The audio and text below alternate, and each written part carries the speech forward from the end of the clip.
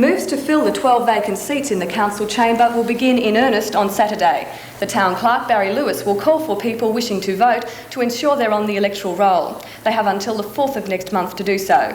Meanwhile, the parties fielding candidates are also gearing up for September the 13th, including the Liberal Party, which for the first time in Newcastle is making a serious push to enter local government.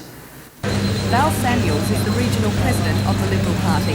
Their nominations close tomorrow and pre-selection will take place on Sunday. Nominations, and I'm quite confident that we will fill the 12. Mrs Samuels says she's confident they'll have 12 candidates. We call for nominations, and I'm quite confident that we will fill the 12 places. This is the first time the Liberal Party has gone all out to be represented on Newcastle City Council. Why? Well, in the past, the Liberal Party and indeed branch members felt that politics shouldn't play a part in local government, but it has been evident in the past that politics is there and that we should have an input. How many Liberal aldermen do you think you can get on the council? Realistically, I'd say 2, but I'd be delighted if we got 3 up.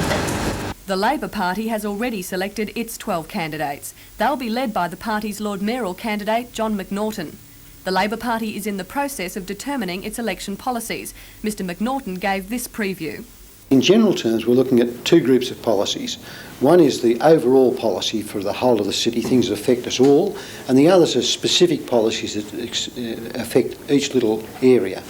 Things like the development of Throsby Creek. We're absolutely adamant that we're going to fix Throsby Creek. It's going to be cleaned and tidied as far as the water pollution is concerned, and we're going to do something about the development of the actual waterway and its surroundings.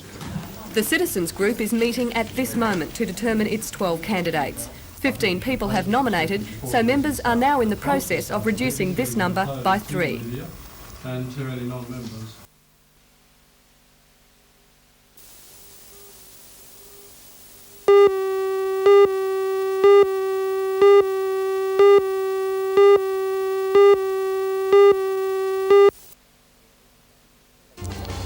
Hello, I'm Mark Matho, and tonight I'll be reporting on today's strike by Commonwealth public servants. The strike has been sparked by what public servants say is a planned government attack on their wages and conditions. Join Ray Deneen and Anna Manzoni for all the news tonight at 6.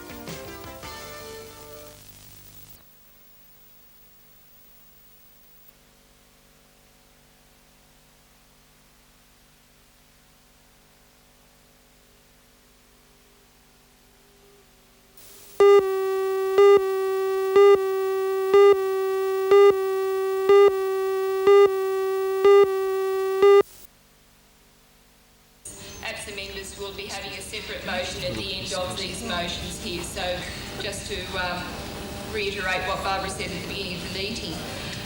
Motion 1 is on this sheet here. In fact, motion 2 is on this sheet here as well. It talks about annuation claim, and I think that we should be aware that we are resolved to stop work till midnight 11th of June. So that's today.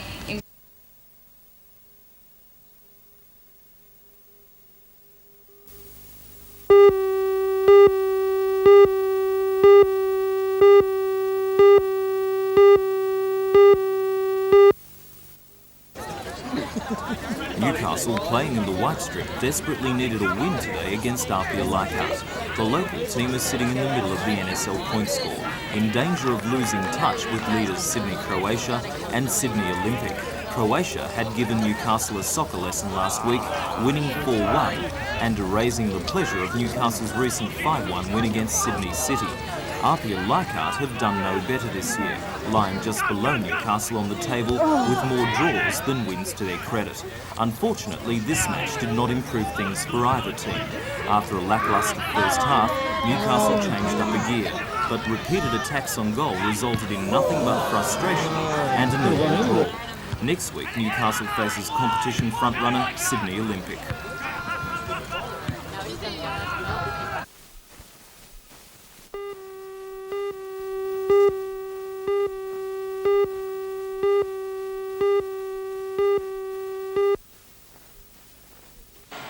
Detectives investigating the murder say Merritt was shot a number of times in the chest and arm with a high-calibre rifle in the backyard of this house in Young Street. Neighbours who heard the shots around 8 o'clock dismissed them as a car backfiring, although one resident looked out his window to see a man running away, chased by the dead man's German Shepherd. Apparently several cars were forced to stop as the gunman ran across the road, and police are still interviewing a number of people trying to piece together a description of him. He's described as being around 180 centimetres tall with dark shoulder-length hair. The body was discovered by a man boarding in Merritt's house shortly afterwards. Merritt's wife was away visiting friends at the time.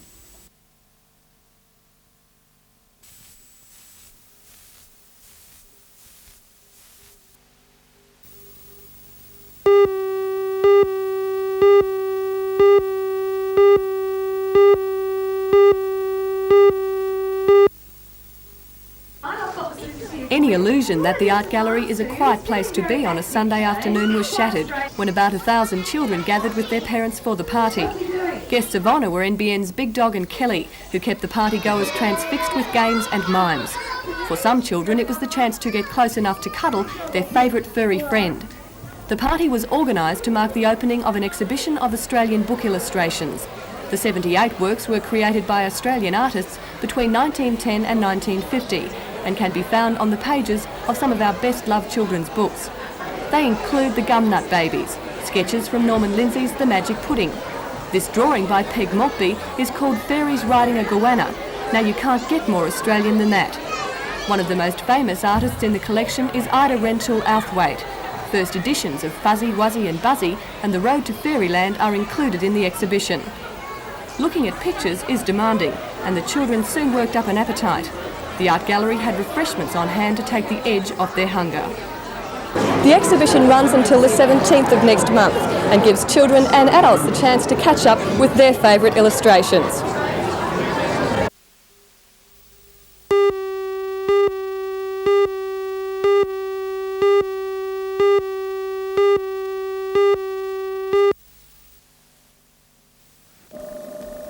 The drought of 1979 was the most severe ever experienced in the area. It lasted until the end of 1982, and its devastating effects throughout the Hunter Valley caused harsh water restrictions. But the dry conditions began research into the effective management of water by water supply authorities, and it's those findings that are being discussed at a seminar in Newcastle. The two-day conference has been organised by the Hunter District Water Board and has attracted water resource experts from the eastern states of Australia. They've joined forces to compare old and new ways of coping with drought. Forecasting, can we forecast droughts? Then we could be able to plan it much better way than what we did before, and use of restrictions, proper restrictions, which could prolong the existing storages in any given drought period. That's the most important thing. Since the beginning of the year, rainfall in the Newcastle and Hunter district has been below average. In fact, we've already entered a mild drought stage. But according to the Hunter District Water Board, water restrictions would have been in force if it wasn't for the user-pays system. Organiser of the seminar, Dr Viswanathan, says that the scheme unique to Newcastle ratepayers has successfully reduced the problem of water wastage. It has dropped the demand by, say, up to 30%, something like that, and that has helped. It's almost like putting a restriction of mild severity, so it is helping the water conservation. Yeah.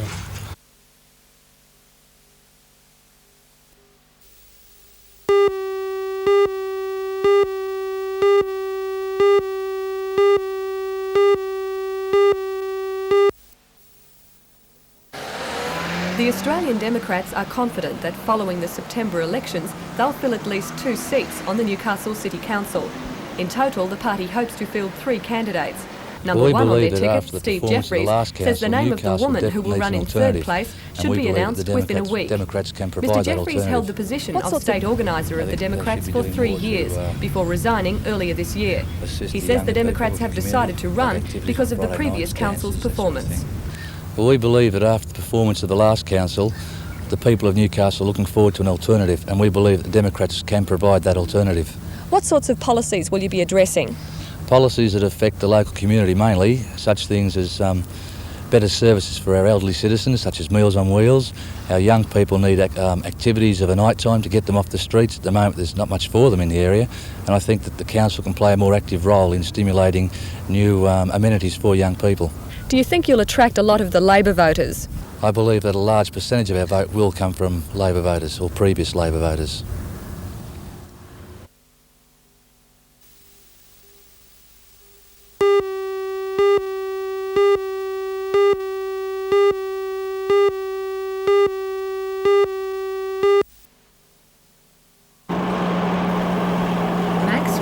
Began his centenary tour from Ballarat on the 12th of June and set out from Newcastle accompanied by his brother-in-law on the 18th. 15,462 kilometres later, Max returned to his hometown late this afternoon. But from the first day, trouble with the old Vauxhall began. Well, the first day I got about 20 or 30 miles from home and I'd done a big end. And so I had to get my wife's car as a substitute and to keep the appointment to start off in Ballarat on the 12th of last month. And that was done. And my eldest daughter accompanied me there and back to here. And then we left 2 days late here. And that was to be only the beginning. A seized generator, valve trouble, punctures and a snapped spring weren't going to stop the Vauxhall or its crew from visiting the different branches of the AWU in every state. It boasts the dust from Broome in Western Australia to the Nullarbor Plain. And if those problems weren't enough, there was more to come in the last stretch home. Well, today, the last time I put my foot off the clutch, I'd done an axle. Better here than the Nullarbor, I might add. But so what happens to the Vauxhall now? Does it go into the garage for a good rest? No, she'll be running around. I'll put another axle in her during the course of the week, and I'll be running around. You know, people in Newcastle will see her for the rest of the year. I'll leave the logo and what have you on it, and the year's not over yet.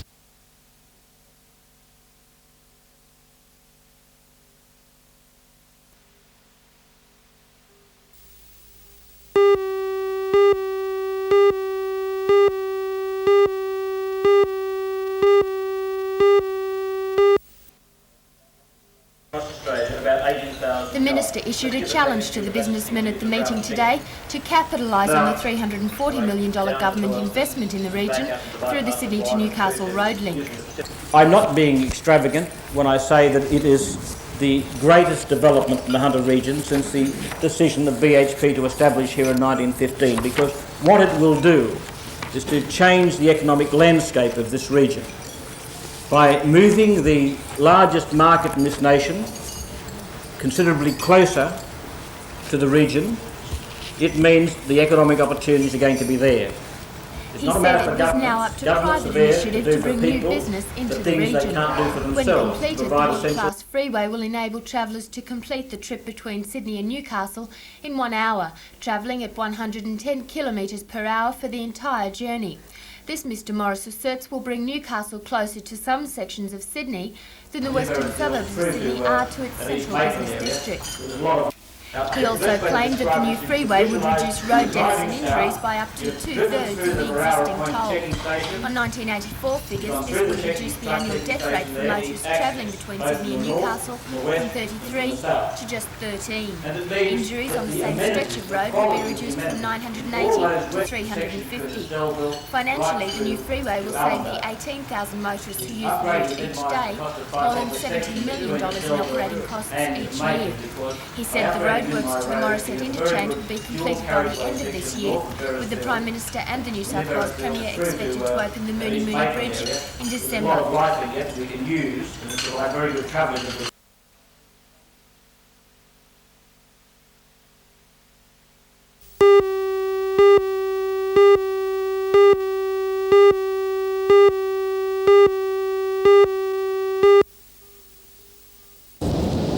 According to police, the man was fishing with a friend off the rocks at Dudley Beach. He was left alone for about 15 minutes while his friend spoke to another fisherman. On his return, he found his mate's fishing rod lying on the rocks with the line broken, along with the tackle box and bait. He found no trace of his friend and immediately raised the alarm. 2 rescue squads and General Duties police from Charlestown were called in. 2 paramedics from Cardiff were also on standby. The searchers at times felt helpless as they could only use the lights from the rescue trucks and handheld torches to illuminate the rocks. Police rescue say what's needed here is a helicopter with special searchlights. Newcastle has been without its rescue helicopter for 2 weeks now. A Pol Air chopper has been called in from Sydney, but it's expected to take 45 minutes to get here. The Pol Air chopper arrived right on time, but even so, 2 hours had lapsed since the man went missing. Equipped with a special night sun, the chopper tracked along the rocky stretch of coast, its searchlight cutting through the darkness. After several runs, the chopper had to continue on to the city to refuel before returning to the search. Out to sea, the police-launched Doyle also assisted in the operation, which continued until 11 o'clock last night. Although the seas were fairly slight and the waves around the rocks only moderate, police hold grave fears for the man's safety.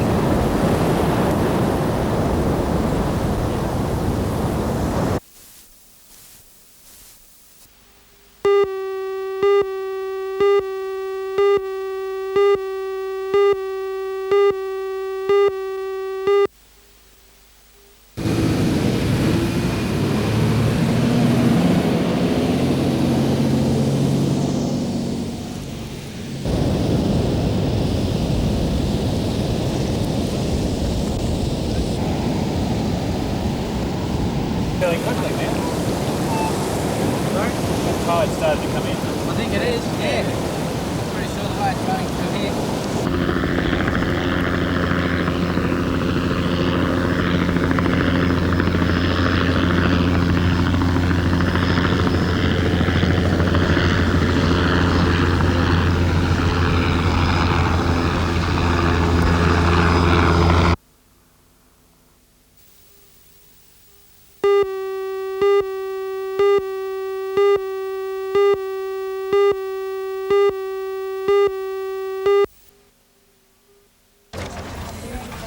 The Voluntary Health Insurance Association is the umbrella organisation to the 34 private insurance companies in Australia.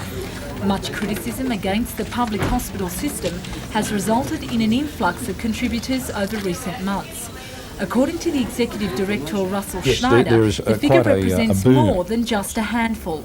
There is quite a boom in a return to health insurance. Over the last quarter, we've seen 20,000 new contributors join health funds in New South Wales, and that's brought the total numbers up to 870,000 people who are actually contributing to health insurance. And it is a reflection of the fact that people, I think, are becoming less satisfied than they initially were with the Medicare program. Mr. Russell says that people are now realising that Medicare is not a replacement for health insurance. As for talks now underway in Canberra on dropping the $135 million private hospital subsidy, Mr. Russell believes the decision would affect more than just the contributors. That would be one of the greatest mistakes that any government could make, because that $135 million provides the capacity for many people to obtain private hospital when they want it, where they want it. To take it away would lead to enormous increases in the number of people queuing to go into the public sector, would be tragic in both economic and social terms, and I hope that the government has got enough sense to retain it. The Federal Minister for Health, Neil Blewett, was also visiting the city today and seemed unaware of the Health Insurance Association's statistics.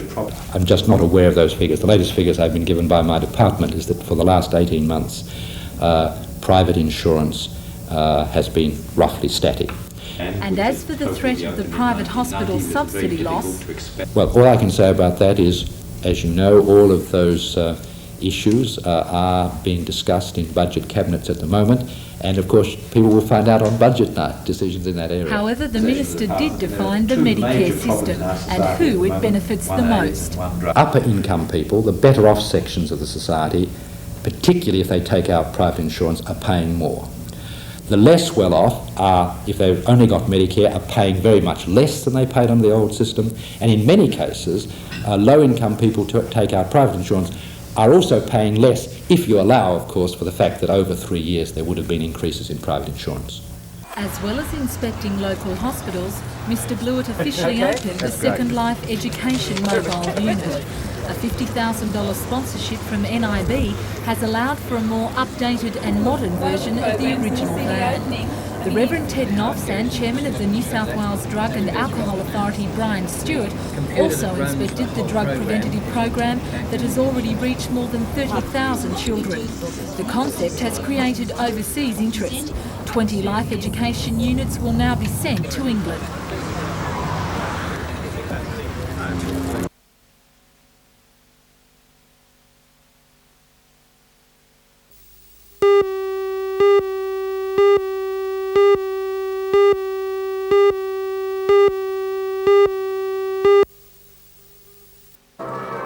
The dance festival spanned 2 days, with matinee and evening performances held on Tuesday and yesterday.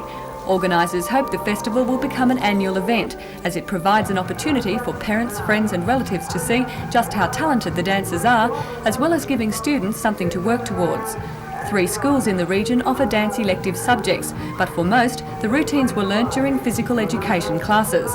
And the hard work paid off, as one flawless performance followed another. There was Latin American dancing by Newcastle High School, a colourful scarf dance which made clever use of costumes and lighting, while the girls from Maitland Girls High School had everyone tapping their feet to beat street jazz.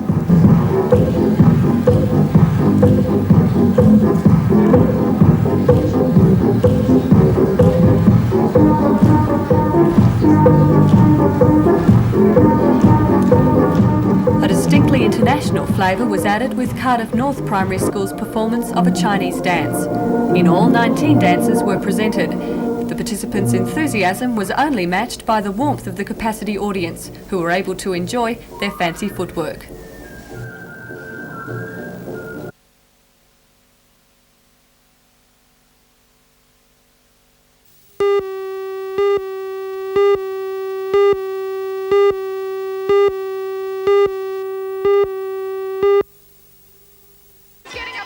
These are the sorts of gruelling antics that the Novocastrian team has subjected itself to make it through to the grand final. Courageous or crazy, they're in there with a fighting chance, and the hometown team is determined to win. Twins Philip and David Rankin, Vince Duffy, Therese Brown, Donna Richardson and Virginia Rowe have been training every night for the past 4 weeks at the Howsat Fitness Centre. While there is nothing conventional about the boisterous manoeuvres they'll be required to throw themselves into when they come up against the best Queensland, South Australia and Victoria have to offer, they believe their overall fitness will give them the edge. Newcastle has long been famous for its outstanding sportsmen and women. It seems this may be one more field in which its athletes will shine.